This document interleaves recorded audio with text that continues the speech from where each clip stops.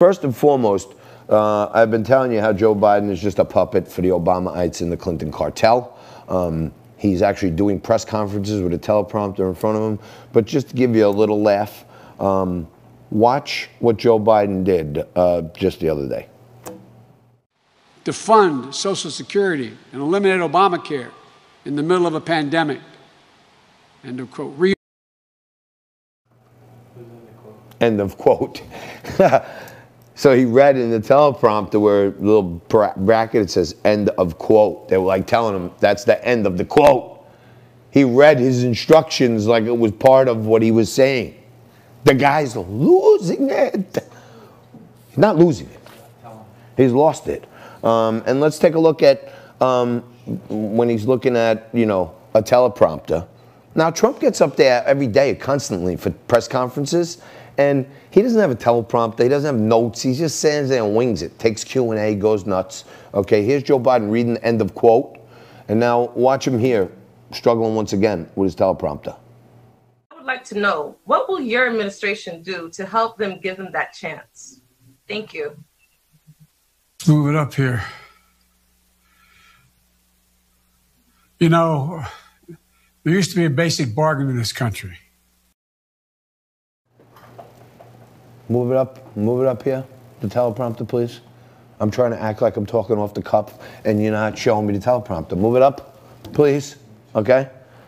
Shot, that's all I could say. He's struggling. The guy's struggling. I mean, he's really like he's like a shot fighter in boxing. He's shot, you know what I mean? Guy could look like he's fighting all along and then take one jab to the head and be a straight knockout. Now, I am constantly, son of a former NYPD officer, I'm constantly railing in support of our police, the men in blue, the men and women in blue, okay? And we back the blue, we boost the blue, we support the blue.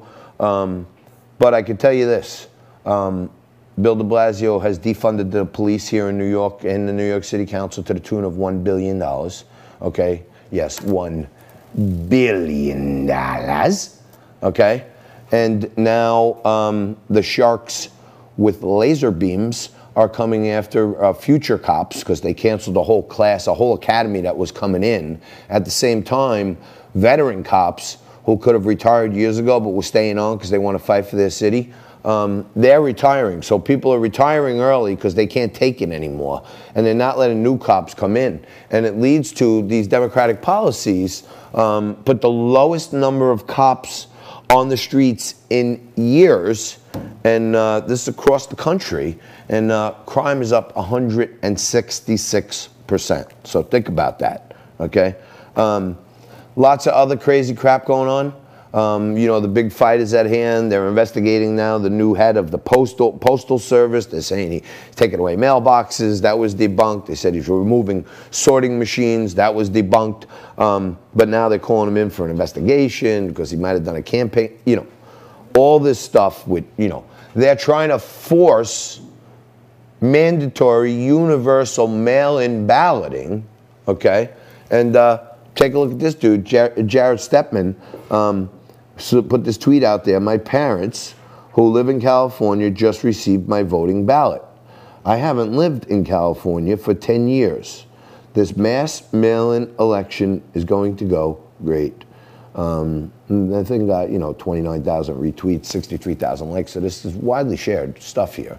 So here's a guy who hasn't lived in California in 10 years, but his parents just got a ballot for him at their house in California. So the hits just keep on coming.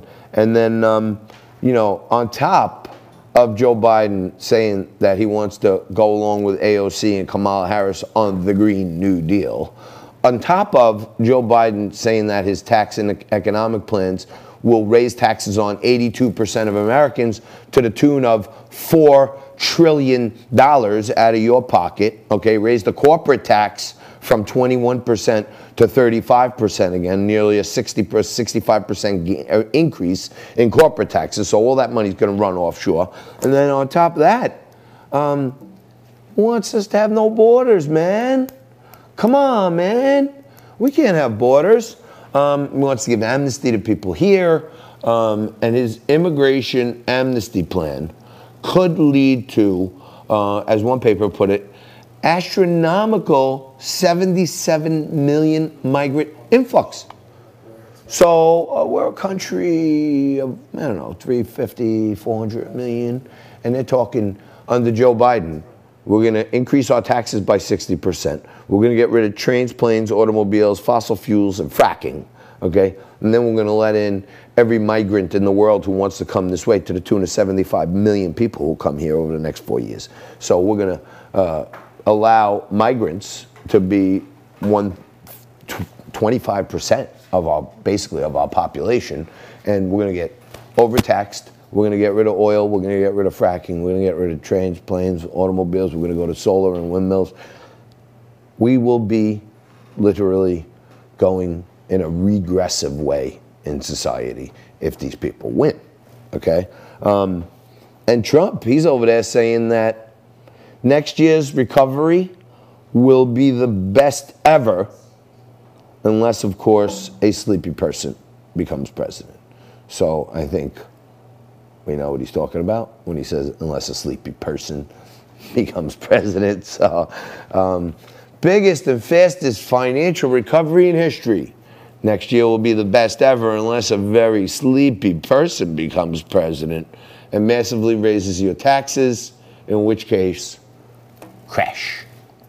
And I love the way he puts things. Crash is in all caps with the exclamation point and all that stuff. But he's so on the money